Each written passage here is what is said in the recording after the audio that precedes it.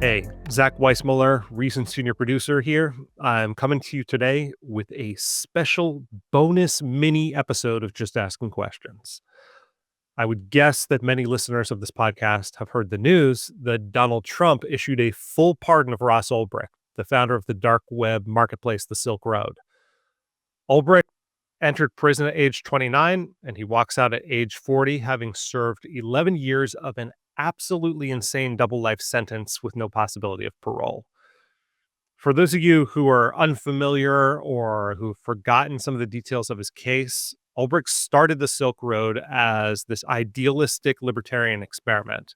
He described on his LinkedIn profile an ambition to create an economic simulation to give people a firsthand experience of what it would be like to live in a world without the systemic use of force.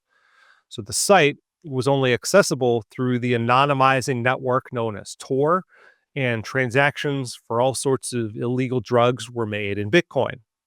For all these reasons, Ulbricht became a kind of libertarian icon. The Free Ross movement was tirelessly spearheaded by his mother, Lynn, and championed by the libertarian movement and its many institutions and publications, including Reason Magazine, whose Silk Road and Ross Ulbricht archives I'm going to link in the description, for the past decade. And that decade-long effort culminated in a dramatic turn of events during the Libertarian Party's National Convention last year, where Trump appeared and gave a speech in which he promised to free Ulbricht. And if you vote for me on day one, I will commute the sentence of Ross Ulbricht to a sentence of time served. I produced a 15-minute video essay describing Ulbricht's case in detail and how that deal came to be in the first place, which we'll also link in the description. During the production of that, I interviewed the Libertarian Party's national chair, Angela McArdle, who had met with Trump and told him that freeing Ross was a major priority for libertarians. For those of you who don't follow third-party political drama, and I do not envy you if that's the case, McArdle has been a polarizing chair who led the so-called takeover of the Libertarian Party by a faction called the Mises Caucus, and her unorthodox strategy, aggressive messaging, and leadership style have generated near constant controversy within the broader libertarian movement. I've produced several documentaries and interviews on those developments as well, which we'll also link if you're interested. So, given that Trump followed through on the pardon, a fact that has earned him quite a bit of goodwill with me and I suspect many libertarians, I wanted to share with you the full conversation that I had with McArdle before Trump's inauguration about what her conversation with Trump was like, how the meeting came about in the first place, and what the terms of the deal actually were, as well as some discussion of the state of the Libertarian Party and McArdle's future within it. Here's my conversation with Angela McArdle. But my understanding of how this worked was that before Trump spoke at the LNC convention, you submitted a number of libertarian policy priorities to him. Yes. Tell me why Free Ross was at the top of that list.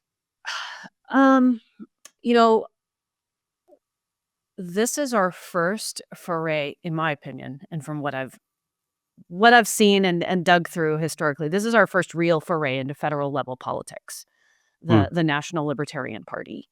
And I wanted an ask that was easy to do, that was not going to require a ton of political capital, not going to require a lot of coordination, and that was going to also bring in additional demographics of support for him. For example, the Bitcoin community. And that was just an easy ask and would maximize, freedom or liberty for someone somewhere, like just hard, quantifiable returns. It didn't improve someone's life in alignment with what we believe and is going to benefit Donald Trump. And I was like, well, it's got to be freeing political prisoners. Ross Ulbricht, this is an easy ask. His mother has been out in the front of his case for many years. There was a lot of controversy around some debunked stuff with his case initially, but I think, we've managed to push through the bad PR. and it's ripe to happen. And so that's why I put that at just like the very top of the list.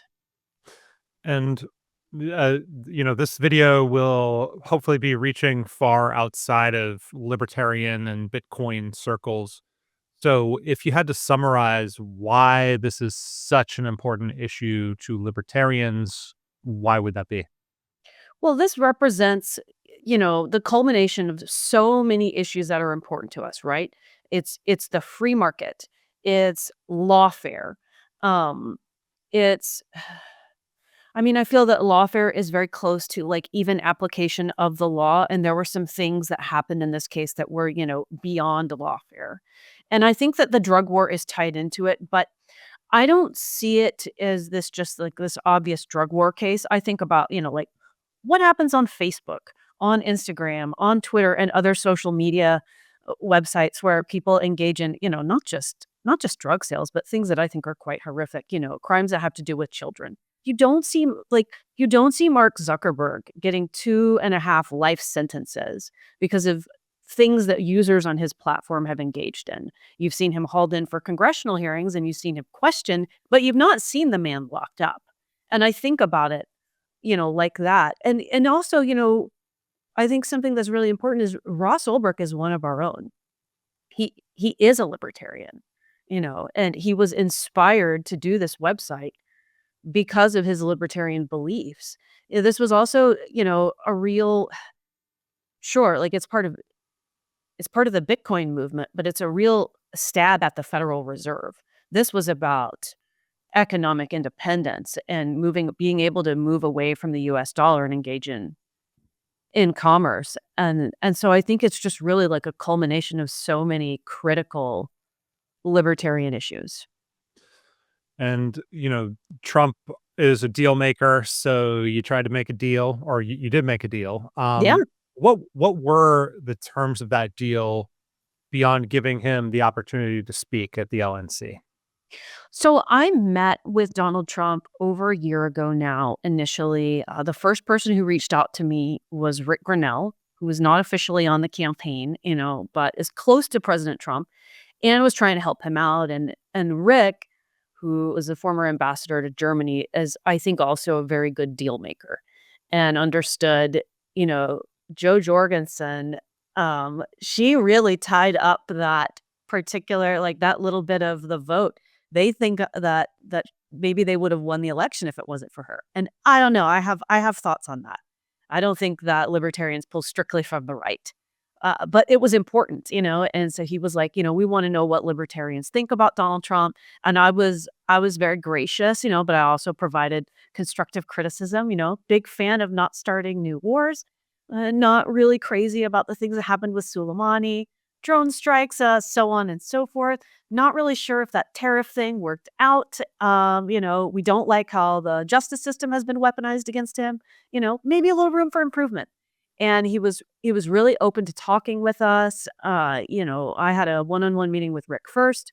President Trump called me on the phone. I spoke with him for about 45 minutes. He had done his research. He knew all about me. He was very warm and friendly. And of course, was like, I got to get the vote. How do I get the libertarian vote? And I said, I can't make you our candidate. I can't endorse you, things like that at our convention, not when you're running as a Republican. But I can tell you how to get the small L vote, and if you want to compete with us, you can do that. And so we sort of agreed to keep that dialogue going. I went down to Mar-a-Lago just a couple of weeks later, and I'd really, kind of sweat over this ask and was like, it's got to be Ross Ulbricht. That's got to be the thing. And I'm also going to ask for Julian Assange, and Rick is like, well, President Trump is a deal maker. You ask for the world. You ask for whatever you think, you can get, and it'll probably land in the middle. He likes making deals. And so Right. I really still, I was anxious to ask too much and have Ross fall by the wayside.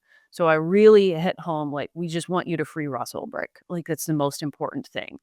And he said, I love freeing people. I'll do that. I love freeing people. I'll just walk out and I'll say, free Ross, and I'll just drop the mic.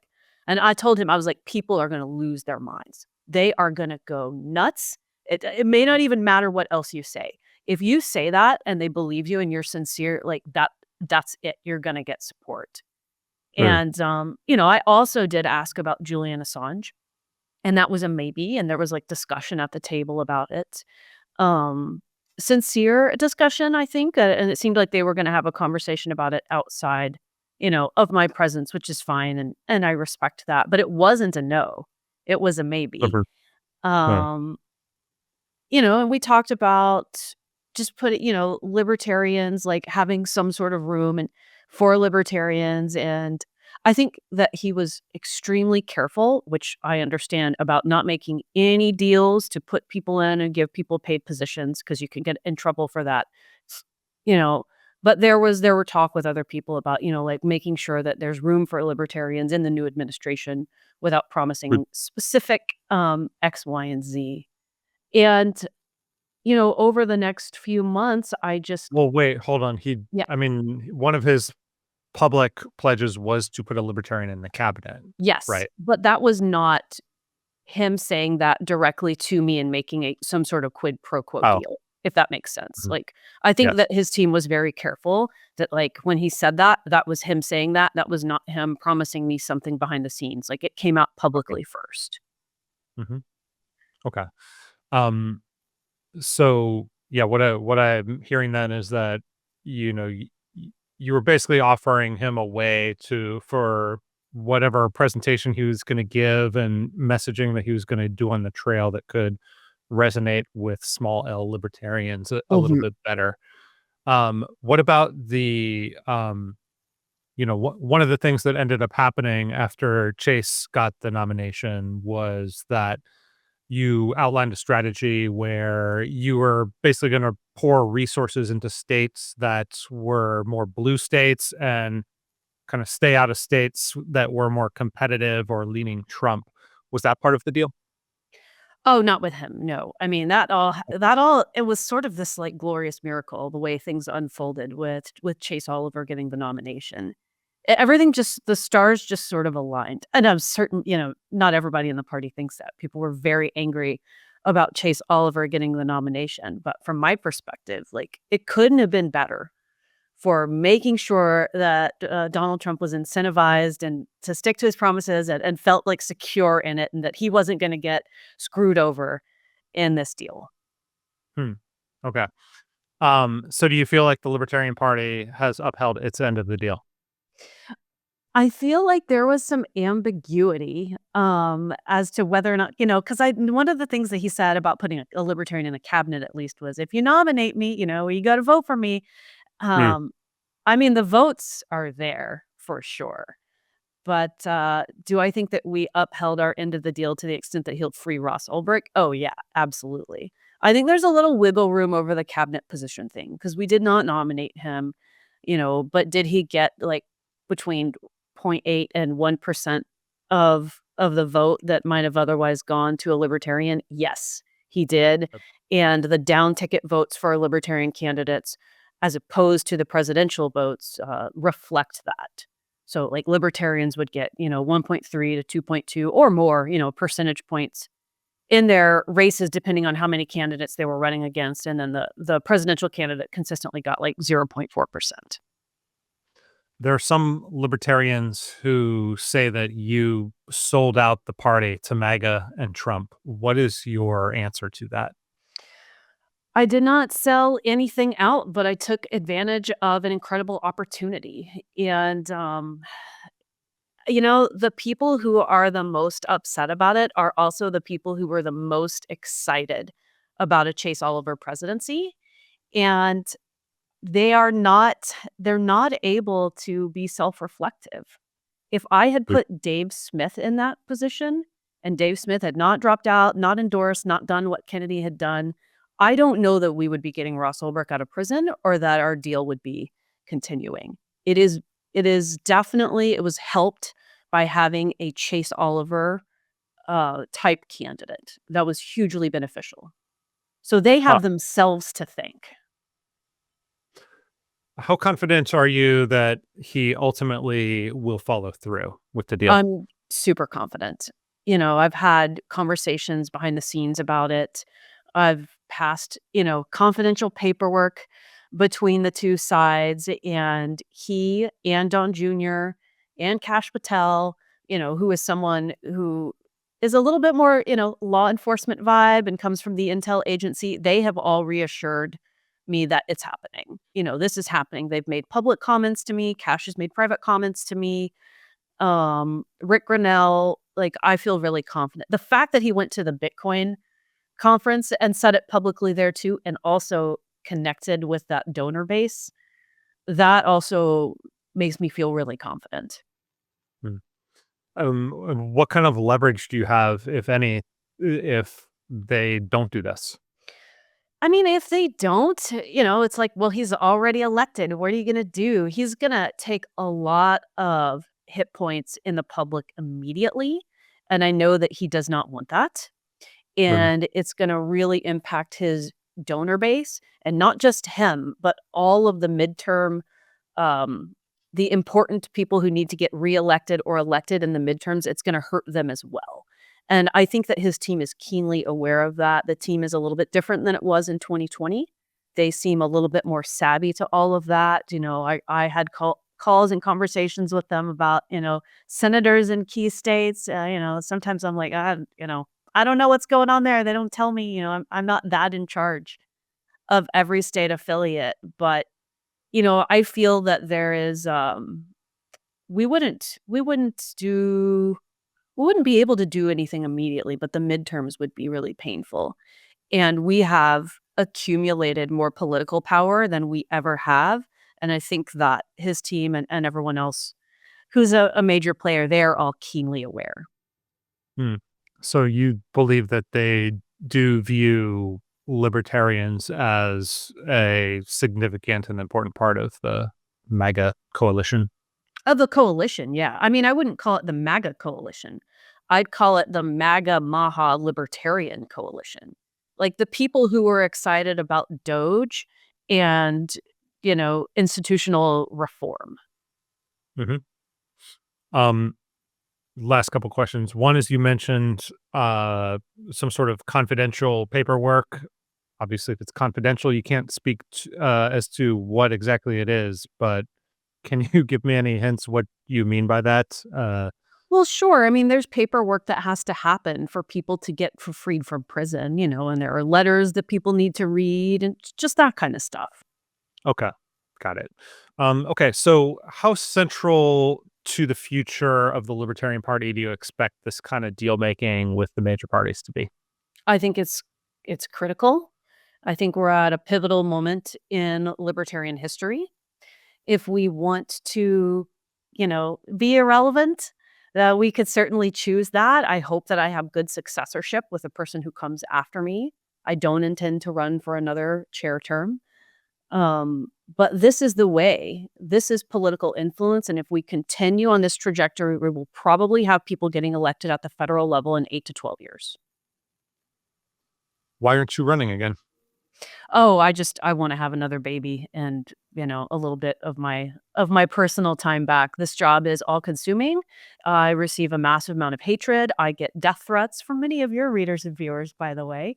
It's exhausting, and certainly there are a lot of people out there who are grateful and thankful for the work that I've done. But I need a little rest so that I can, have a baby and spend some time, doing that early childhood development that they're both gonna need. Yeah, that's the best possible reason. And I'm sorry if you've been getting death threats from reason readers or viewers. Obviously, I don't endorse that, and Sure. that's terrible. Okay, well, I think that covers it. Everything I wanted to talk about with you, Angela. I'll just leave the floor open if there's any final comments you want to make about Ross or you know, deal making in the Libertarian Party. Sure. I mean, I think I wanna tell people, like, this is your permission slip to be optimistic about the future. I think that libertarians are usually so pessimistic, and I understand, because there's a lot of terrible stuff in government history, but I think we're allowed a little bit of optimism and hope for the future. Yeah, that's a good final message. All right, thanks, Angela. Thanks for listening to Just Asking Questions. We drop a new episode every Thursday, so if you want to support the work we do, please like and share this episode, subscribe to our new YouTube channel, and follow the show on your favorite podcasting app. See you next time.